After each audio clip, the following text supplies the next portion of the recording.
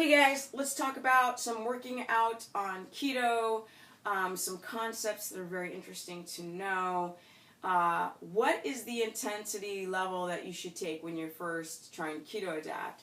So a lot of you guys are like, you have this concept of, I'm going to hit it hard at the gym. We're going to hit it hard. Yes. No. Unfortunately, you have to go from this level of working out to taking it down to a lower level, because obviously when you're not adapted, the things that you want to try to avoid is, to be more catabolic than you are anabolic. We want to be more. It's a balancing thing, right? You got to balance.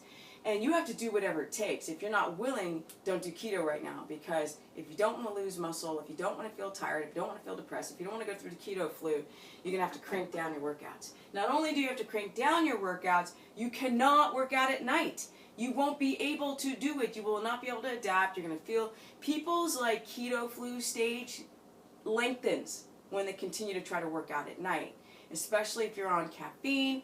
This is also a problem if you don't want to lose muscle, because we know that caffeine pushes your body, pushes your adrenals to pump out more adrenaline. See, this is a problem if you're already having issues with your adrenal glands, and unfortunately most athletes do, because they being an athlete does not mean you're healthy. I'm really sorry. Just not. Actually, probably you're unhealthy, because you keep pushing your body more into sympathetic state in more hours of your day. I was saying before that there's two halves of your day. The evening, you have to rest and digest. People don't do that. They're still in the fight or flight mode throughout their day, which is a sympathetic zone. You have to have two zones, because if you don't have two, you're not going to maximize your physical business. This is the business. Yes, this is the business at 48. So funny, people catch videos are like, oh, it's so great that you're 46. I'm like, no, I'm 48 now. Time just keeps moving. Anyway, here we go. So when you're at the gym, I say in your first 4 weeks, even perhaps some for 6, to the power lifters, the CrossFitters, the WODs, you got to crank it down, yo. You got to crank it down. You either got to crank it real down, or you're just going to have to do something else in that time period. We want time under tension, which is really about the contraction on the negative. You're going to contract both ways, like you're wringing out a rag for every drop of water to come out. We want deep contractions to wake up the mitochondria in your muscle cell. We want those GLUT4 receptor sites to be developed and pop out and take up any excess glucose to allow ketones to be made. Guys, it's really important. These are things that people don't consider. They think, well, I'm going to go to the gym and sweat. It ain't about sweating. Sweating doesn't make you lose body fat. Sweating makes you lose electrolytes. And then you guys don't drink enough water. You drink too much water. I drink 2 gallons a day. I drink 1 gallon a day.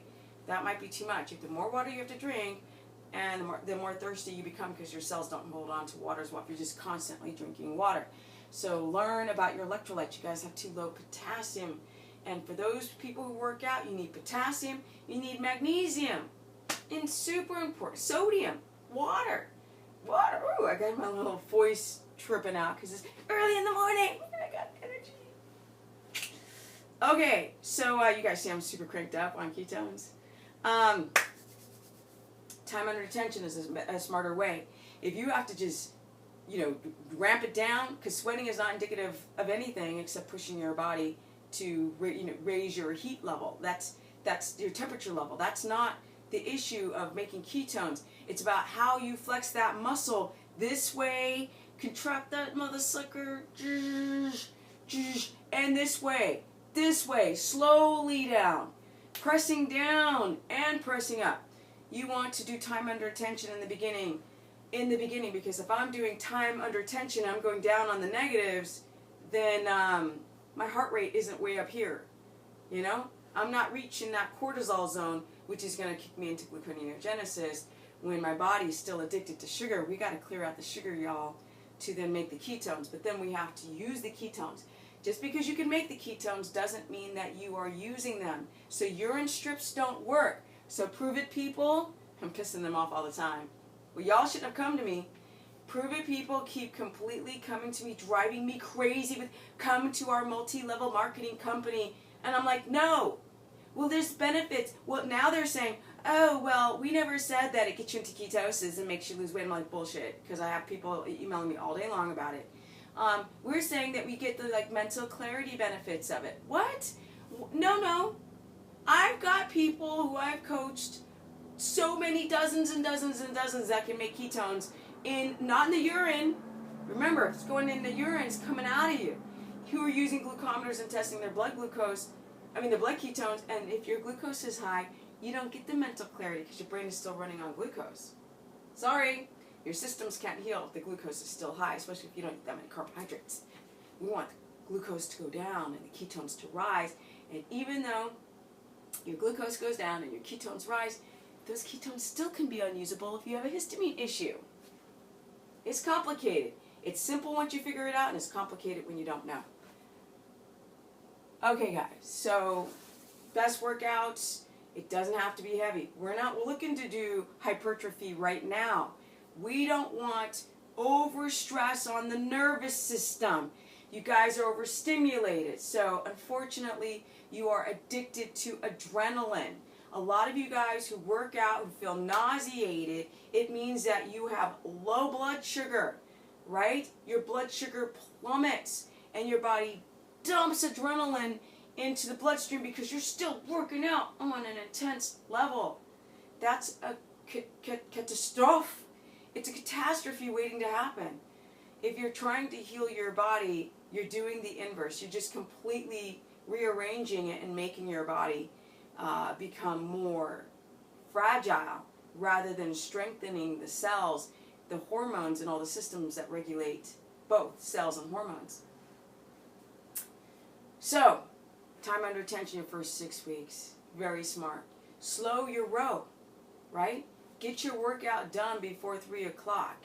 Somehow, some way, even if you've got to work out from home 10 minutes a day for 6 months, so you can have your evening to be in the parasympathetic state of calm and relaxation. Get some dang relaxation tapes. Y'all's children should not be up late. What is up with that? Go get some lullabies, get some orange lamps, right? And get everything into the most chill zone in the second half of your day. Women, you ramp up. Women, estrogen dominant. Yes.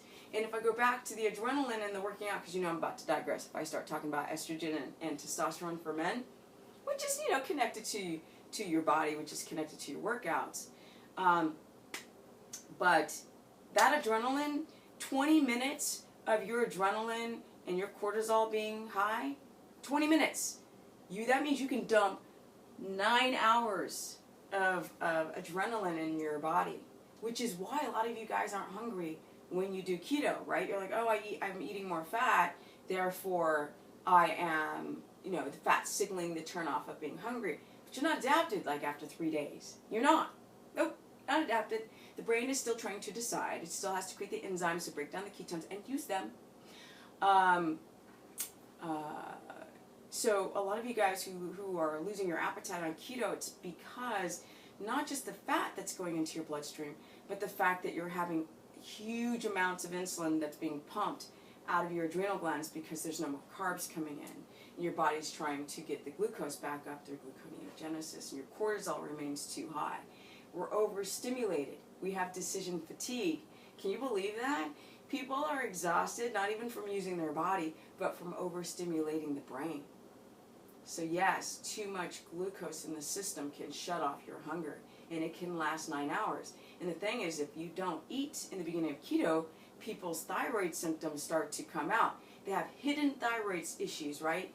Their body can make thyroid stimulating hormone, but all of a sudden the thyroid hormones aren't getting into the cells. That's a problem. Then the hair starts coming out in clumps, and they think it's keto doing that. It's not. It's the application of it.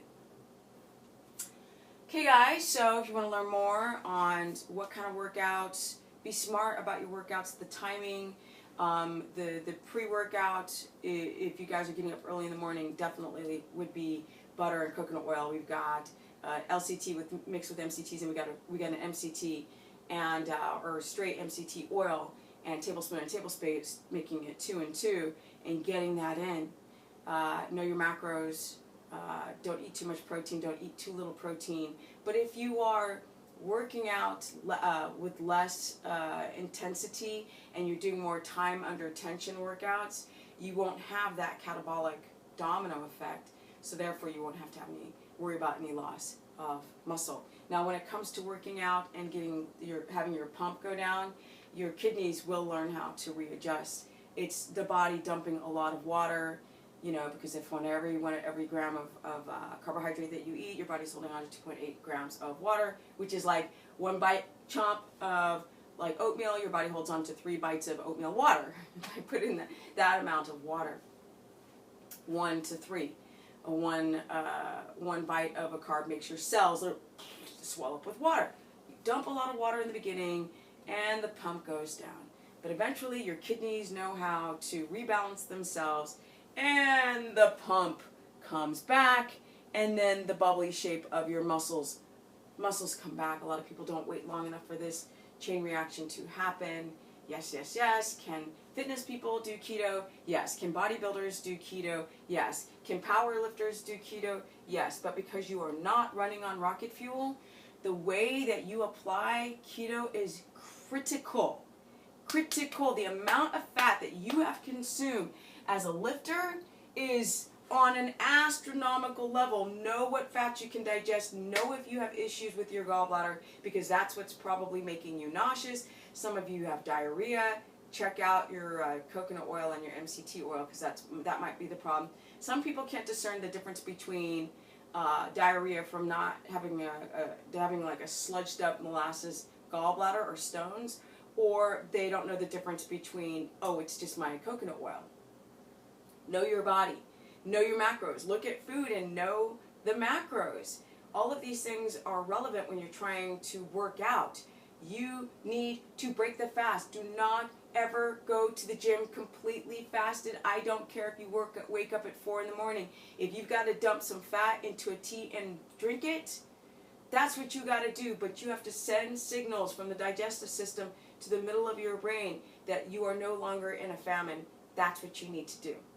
Okay, guys, if you want to learn more how to get ripped, bubbly muscle, shredded, and the business on keto, and how to work out, because yes, I will soon, I always say this, but I will put a video series together to show you what I mean for those who are trying to keto adapt, how you have to ramp down your workouts, but learn how to get the deepest contraction. Yes, we want the GLUT4 receptor sites to pop out. We want our muscles to clear out the glucose so it doesn't turn into fat, so it doesn't stay in your bloodstream, preventing ketones to be used. Yes, that's what we want. Don't work out at night. Learn how to put yourself into the parasympathetic zone in the latter half of your day. And those are my tips on how to work out on keto. And realize that if you got to throw up when you're working out, if you get a little, it's too much adrenaline. And that's when you become adrenaline junkies, and that's when you have issues with your adrenal glands, and that's when glucagon doesn't work in opposition with insulin, right? Insulin's high, glucagon is low, and then they switch places. And when your adrenals are being funky, that doesn't work. Yes, and that's a little sign of insulin resistance. We don't want that. Okay, guys, if you want to learn more on how to keto adapt, or how to work out on keto, or the principles or the thoughts, go to stephanieperson.com or go to Stephanie the Business. I know. Stephanie the Business Person on my Facebook fan page. Too long of a friggin' name, but it's already out there. Or Stephanie Ketogenic on my Instagram. And I'm about to keto. Peace out.